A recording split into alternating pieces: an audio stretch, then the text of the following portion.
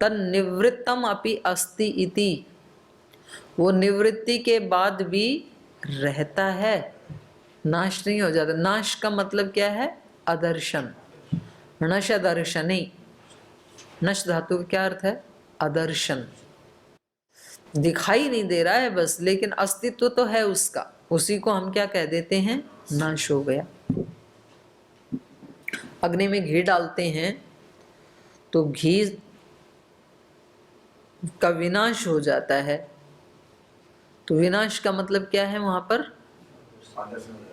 अदर्शन हो गया। वो सूक्ष्म रूप में तो है अभी भी आकाश में, लेकिन हमें दिखाई नहीं दे रहा है। ऐसे ये कह रहे हैं कि कोई भी पदार्थ नष्ट नहीं होता है, क्योंकि सब भूतों से बने हैं। तो केवल धर्म मात्र का उपजन अपाय होता है, जिसको आप उत्पत्ति विनाश कह रहे हैं। ये क्या है? धर्म में परिवर्तन हो रहा है बस। पहले भी वो चीज थी, उत्पत्ति से पहले भी थी, अस्तित्व में थी, इसीलिए उत्पन्न हो रही है, और नष्ट होने के बाद भी वो रहती है। ये किसका पक्ष है?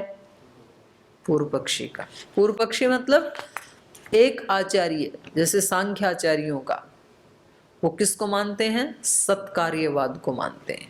लेकिन न्याय वैशेषिक किसको मानते हैं? असत कार्यवाद को मानते हैं। वो कह रहे हैं पहले से ही कोई वस्तु थी तो उत्पत्ति किसकी होगी? ये कहना ही गलत है।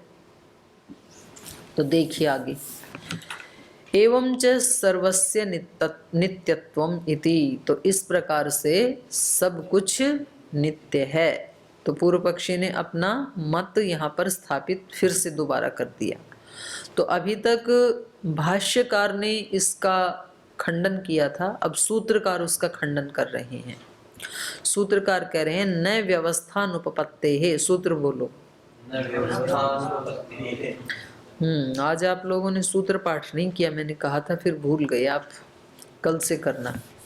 तो इसका उत्तर दे रहे हैं कि नहीं, आप केवल धर्म मात्र का परिवर्तन ऐसे मान रहे हो, तो ये आपका मानना उचित नहीं है। न व्यवस्था अनुपपत्ते, उत्पत्ति और विनाश की जो व्यवस्था है, जो नियम है, वो हो ही नहीं पाएगा फिर तो। भाई कोई चीज उत्पत्ति से पहले भी है तो उत्पत्ति काहे की, और कोई चीज विनाश के बाद भी है तो विनाश काहे का फिर?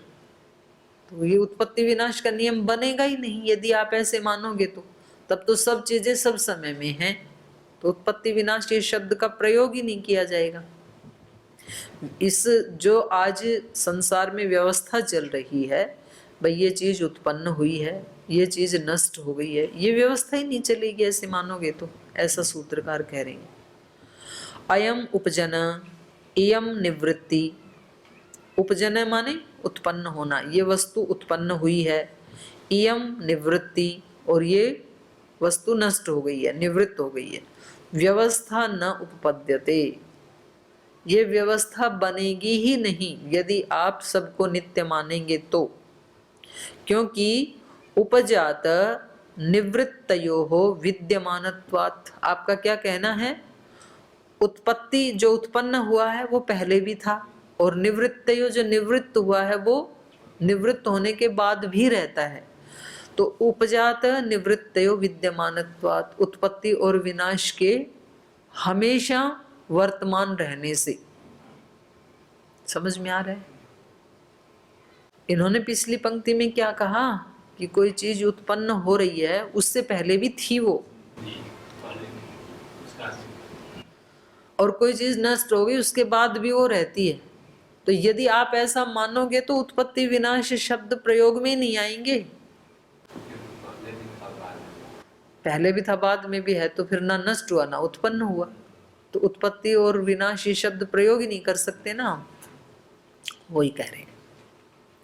उपजात निवृत्तयो विद्यमानत्वात् अयम धर्म उपजातो अयम निवृत्त इति सद्भाव अविशेषात अव्यवस्था। जब हम कहते हैं अयम धर्म उपजात, ये धर्म उत्पन्न हो गया, इयम निवृत्ते, और इस भाव की, इस धर्म की निवृत्ति हो गई, इति सद्भाव अविशेषात, तो धर्म मात्र बदल रहे हैं तो सद्भाव तो बना ही हुआ है। सत्ता का भाव, सद्भाव माने सत्ता का भाव, सत्ता बनी हुई है ना। सो सद्भाव अविशेषात, सद्भाव में अविशेष होने से, सत्ता के भाव में अविशेष, अविशेष मतलब सत्ता का भाव बना ही हुआ है, विशेष नहीं है कुछ भी। सद्भाव अविशेषात व्यवस्था, सत्ता के भाव में अविशेष होने से व्यवस्था बनी रहेगी। इदानीम उपजन निवृत्ति न इदानीम इति, काल व्यवस्था न उपपद्यते। दूसरा दे रहे हैं दोष। पहला दोष, सद्भाव से अविशेष होने के कारण सत्ता हमेशा बनी हुई है, तो ना आप ये कह सकते इस चीज की उत्पत्ति हुई, ना आप ये कह सकते इसका नाश हुआ। एक दोष। दूसरा दोष, जब हम ये प्रयोग करते हैं इदानीम उपजन निवृत्ति, अब उत्पत्ति हुई और अब नाश हो गया, तो अब का मतलब क्या है? काल। भाई आज की डेट में इस चीज की उत्पत्ति हुई, जब हम ये कहते हैं, या हम कहते हैं आज की डेट में इस चीज का नाश हुआ, तो ये भी प्रयोग नहीं होगा। तो काल की सत्ता भी हट जाएगी संसार से, क्योंकि सब चीजें हमेशा विद्यमान हैं। तो ये कह रहे हैं इदानीम उपजन निवृत्ति न इदानीम इति। ये आप कह नहीं पाओगे कि इस समय इसकी उत्पत्ति हुई, इस समय उत्पत्ति नहीं हुई। ये काल का प्रयोग कब कर सकते हैं? जब उत्पत्ति और विनाश को आप मानते हैं तब। नहीं मानते हैं तब आप इन शब्दों का प्रयोग ही नहीं कर सकते हो। इदानीम उपजन निवृत्ति न इदानीम, इस समय उत्पत्ति विनाश हो रहा है, इस समय नहीं हो रहा है, ये प्रयोग नहीं कर पाओगे। इसलिए काल व्यवस्था नोपपद्यते, काल की व्यवस्था भी उपपन्न नहीं हो पाएगी। होना चाहिए नहीं, प्रयोग ही नहीं कर पाओगे काल का। अब तो हम करते हैं ना, भाई इस समय सर्दी पड़ रही है और 10 दिन बाद कहोगे कि अब सर्दी नहीं है, तो ये प्रयोग आप नहीं कर सकते, क्योंकि ना सर्दी की उत्पत्ति होती है कभी, ना सर्दी का नाश होता है, सर्दी नित्य है, ऐसे कह रहे हैं। तो ये काल का प्रयोग भी नहीं करेंगे तो लोक में अव्यवस्था हो जाएगी, क्योंकि सारे प्रयोग हमारे किससे चलते हैं? काल से। अभी 11:15 बज गए, 10:30 बज गए, तो दर्शन की कक्षा का समय हो गया, माने दर्शन की कक्षा की उत्पत्ति हो गई। और 11:30 बज गए, 11:45 बज गए, तो काल समाप्त हो गया, विनाश हो गया, तभी तो व्यवहार चलता है। नहीं तो उत्पत्ति विनाश ना हो तो कैसे हम ब्रेक लें? ठीक है। इदानीम उपजन निवृत्ति न इदानीम काल व्यवस्था नोपपद्यते। क्यों नहीं काल व्यवस्था उपपन्न होगी?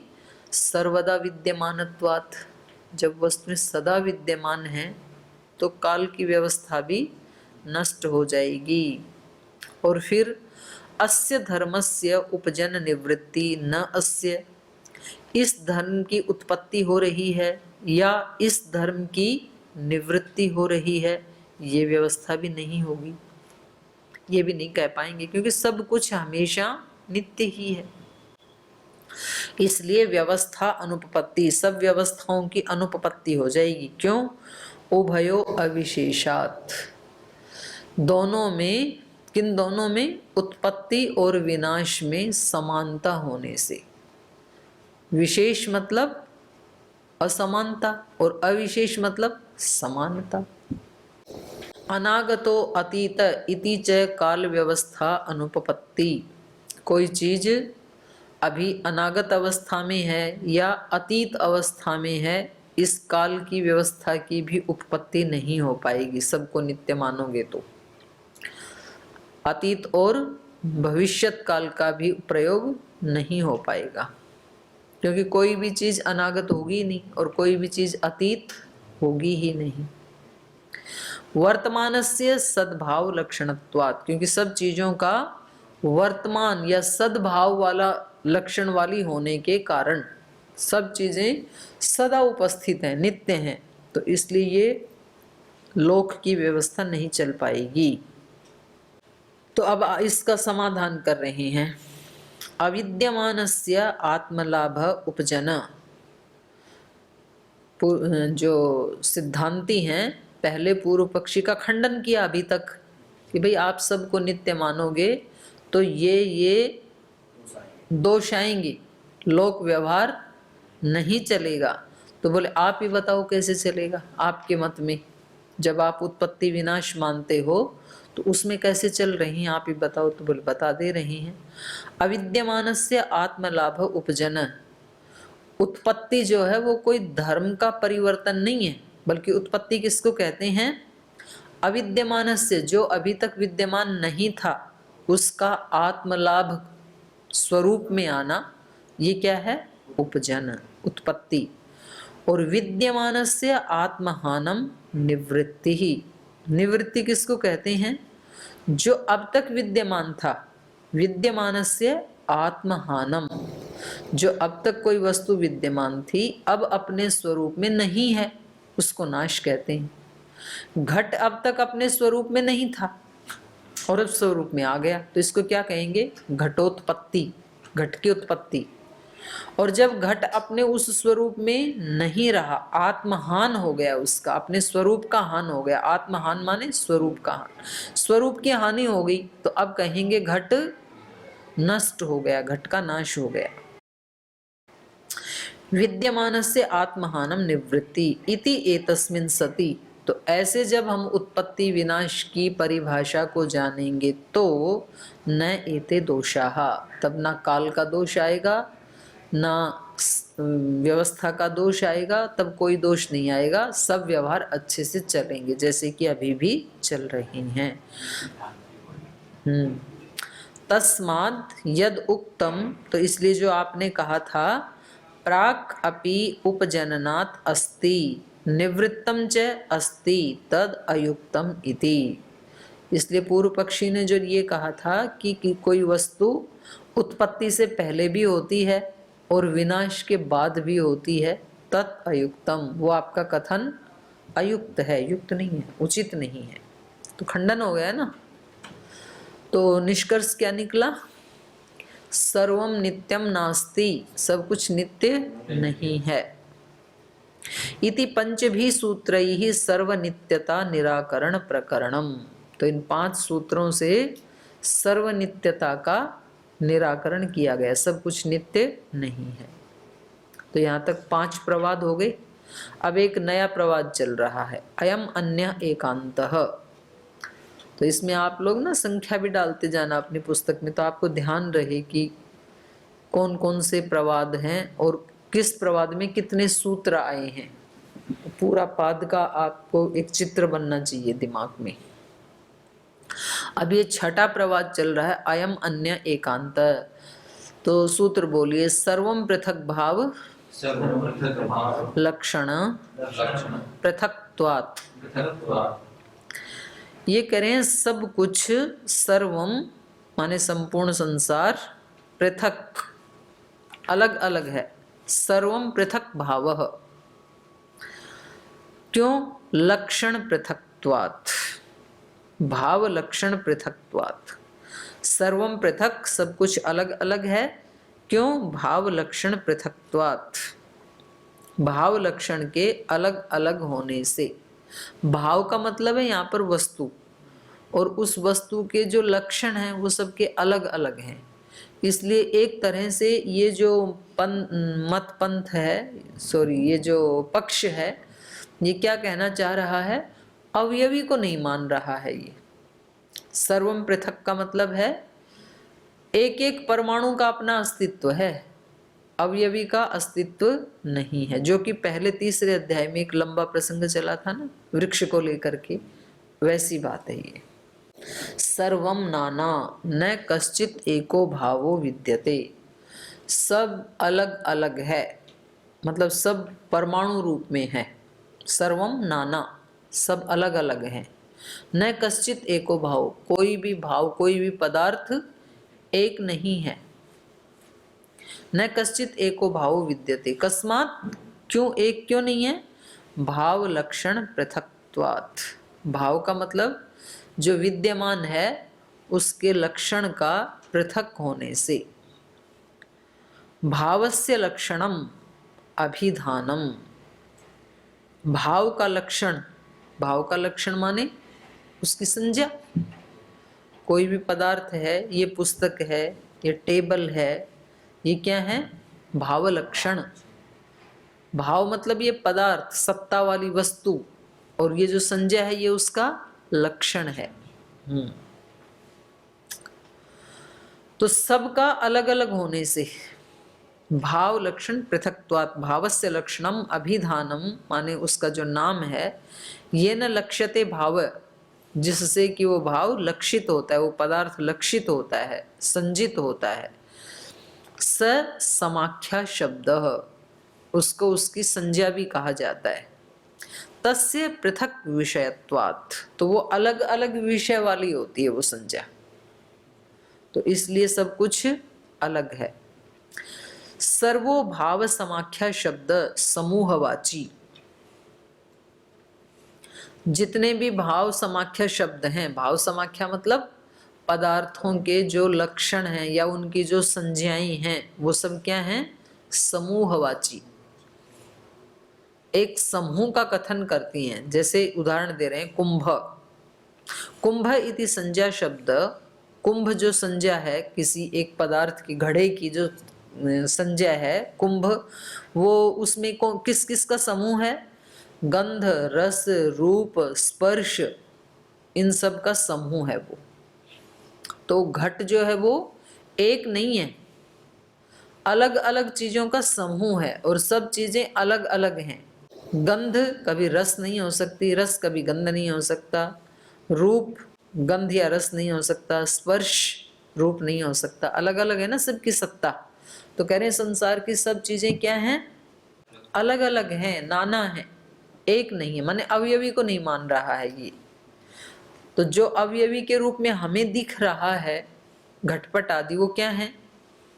समूह है, नाना अलग अलग पृथक पृथक का समूह है। समूहवाची की संज्ञा घटपट आदि है। तो इन्होंने कुंभ घट की संज्ञा क्या बताई?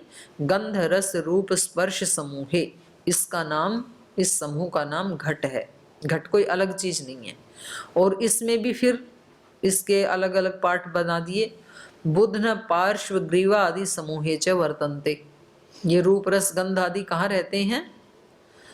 बुध्न, पेंदा जो घड़े का, उसको बुध्न कहते हैं। पार्श्व जो उसके इधर का भाग है, पेट वाला, बगल वाला, और ग्रीवा मतलब ऊपर का जो गर्दन वाला भाग है।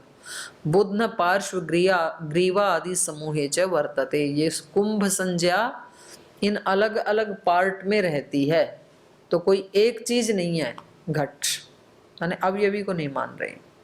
निर्देश मात्रम चैदम इति, ये तो हमने केवल एक उदाहरण मात्र बताया है घट का, तो बाकी सब वस्तुएं संसार की जो हैं वो क्या हैं?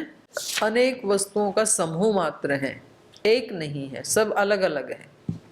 ठीक है, इसका खंडन कर रहे हैं सिद्धांतीय पूर्व पक्षी का था। नानेक लक्षणैहि, सूत्र बोलो। एक भाव निष्पत्ते है, कह रहे नहीं, ये आपका कथन ठीक नहीं है ना। अनेक लक्षणैहि, अनेक भावों से, एक भाव निष्पत्ते, एक ही भाव पदार्थ की उत्पत्ति होने से, ये आपका कथन उचित नहीं है कि सब पृथक पृथक हैं, बल्कि अनेक लक्षणई, अनेक भावों से, रूप रस गंध स्पर्श आदि ये जो अनेक भाव हैं, इनसे एक भाव निष्पत्ति, एक ही भाव की निष्पत्ति होती है, एक ही पदार्थ की निष्पत्ति हो रही है। वो पदार्थ क्या है? घट। अनेक विध लक्षणई रीति मध्यम पद लोपी समास, ऊपर सूत्र में जो कहा ना अनेक लक्षणई, तो कह रहे हैं अनेक और लक्षणई का जो समास हो रहा है उसमें बीच में विधा और आएगा। मध्यम पद जो था उसका लोप हो रहा है, मध्यम पद लोपी समास है। इस सूत्र में मध्यम पद का लोप हो रहा है। तो पूरा शब्द क्या था? अनेक लक्षणई का मतलब क्या था? अनेक विध लक्षणई, अनेक प्रकार के जो लक्षण हैं, तो उसमें से मध्यम पद का लोप करके शब्द क्या बन गया? अनेक लक्षणई। तो कह रहे हैं गंधादिभिश्च गुणैः बुध्नादिभिश्च अवयवैः संबद्ध एको भावो निष्पद्यते। गंध आदि जो गुण हैं, गंध भी है घट में, रूप भी है, स्पर्श भी है, रस भी है, तो इन सब गुणों से, और बुध्न आदि भी अवयवैः, बुध्न, पार्श्व, ग्रीवा आदि जो अवयव हैं उनसे, उन सब को मिला करके, उन सब से संबद्ध एको भाव निष्पद्यते, कोई एक अवयवी उत्पन्न होता है। गुण व्यतिरिक्तम च द्रव्यम अवयवः अतिरिक्तश्च अवयवी। बोले ये जो द्रव्य है गुण व्यतिरिक्तम, गुणों से अतिरिक्त है। अवयवी जो गुण तो कितने थे इसमें, 4 बताए ना, गंध, रूप, रस, स्पर्श। लेकिन ये जो अवयवी बन गए ना, ये इन चारों से अलग है, वो एक है। गुण व्यतिरिक्तम च द्रव्यम और अवयवा अतिरिक्तम च अवयवी। ये जो अवयवी है, ये जो द्रव्य है घट रूपी, ये गुणों से भी अलग है और अवयवों से भी अलग है। अवयव भी अलग अलग बताए ना, पेंदा, पार्श्व भाग, ग्रीवा भाग। तो इनको, इस घट को आपने तो बुध्न कह सकते हैं, ना तो ग्रीवा कह सकते हैं, ना तो पार्श्व कह सकते हैं, ना रूप कह सकते हैं। ये इनसे अलग संज्ञा है, इन सब से अतिरिक्त है अवयवी। इनका समूह मात्र नहीं है ये, बल्कि एक नई उत्पत्ति है, नया क्रिएशन है ये, इन सब को मिला करके ये कह रहे हैं। विभक्त न्यायम च एतत् उभयम इति, माने ये कार्य और कारण का अभेद नहीं है। विभक्त न्यायम, ये अलग ही एक न्याय है। विभक्त न्यायम च एतत् उभयम इति, ये जो दोनों थे, दोनों मतलब कारण और कार्य, इनका अभेद न होने से, अभेद मतलब समानता, कारण और कार्य की समानता न होने से जो गुण रूपता थी और जो अवयव रूपता थी, वो अलग अलग से इस घट में नहीं कही जाएगी, बल्कि घट कहने से इन सब का समावेश हो जाएगा। घट एक अलग चीज है, ठीक है, ये कह रहे हैं इनका। तो सब अलग अलग नहीं है, बल्कि अवयवी की एक अलग सत्ता है। इस संसार में सब केवल परमाणु रूप है ऐसा नहीं है, अवयवी की अलग सत्ता है।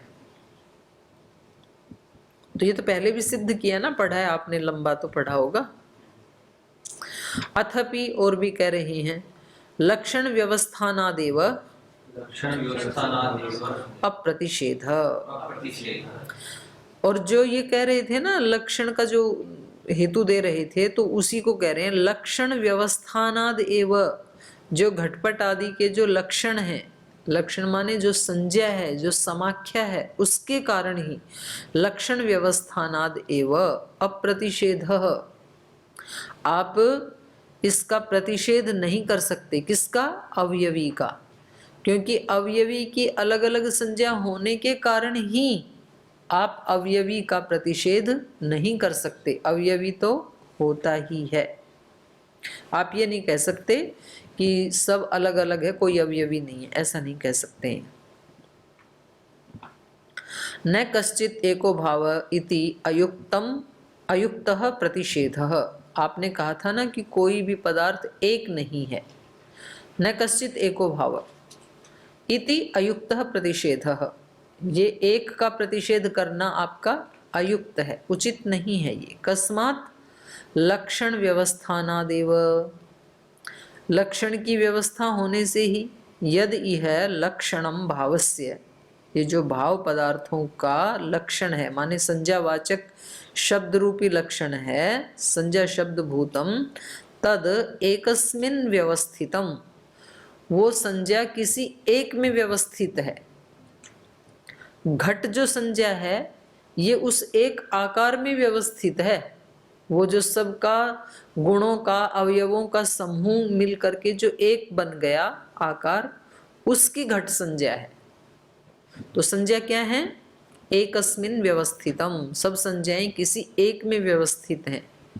हाथ, पैर, आंख, नाक, कान और कम से कम 37 ट्रिलियन सेल्स, ये सब एक जगह मिल गए, उसकी संज्ञा है मनुष्य। ठीक, तद एकस्मिन् व्यवस्थितम, यम, इसीलिए तो सारे व्यवहार चलते हैं। कैसे चलते हैं ये व्यवहार? यम कुंभम अद्राक्षम तम स्पृशामि, जिस घड़े को मैंने देखा था सुबह उसको अभी मैं स्पर्श कर रहा हूँ।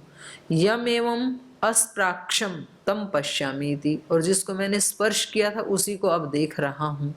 तो ये एक संज्ञा होगी तभी तो बोला जाएगा, एक अवयवी होगा तभी तो ये व्यवहार हो पाएगा। न अणु समूहो गृह्यते, अणु के समूह का ग्रहण करके ये व्यवहार नहीं हो सकते हैं कि मैंने कुछ अणुओं के समूह को सुबह देखा था, उसी अणु के समूह को अब स्पर्श कर रहा हूं, तो व्यवहार चलेगा क्या?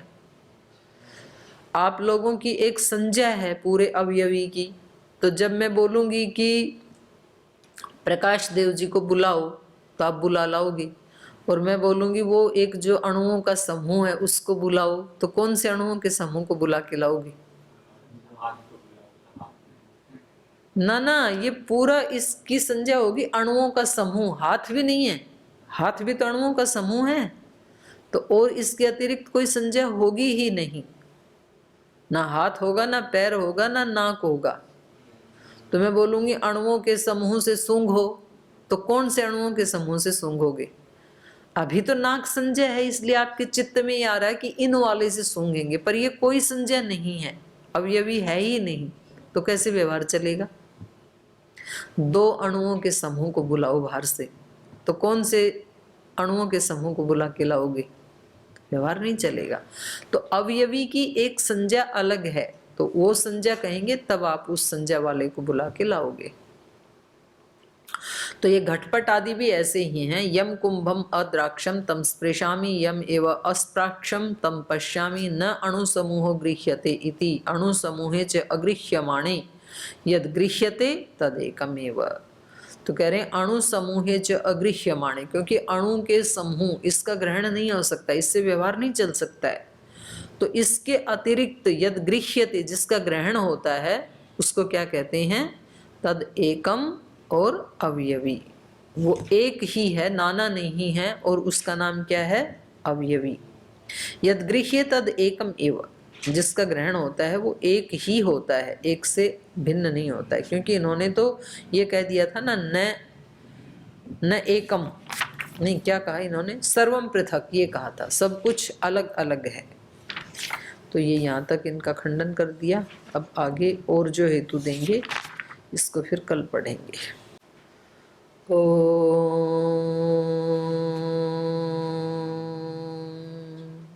शांति शांति शांति। श्री गुरुभ्यो नमः।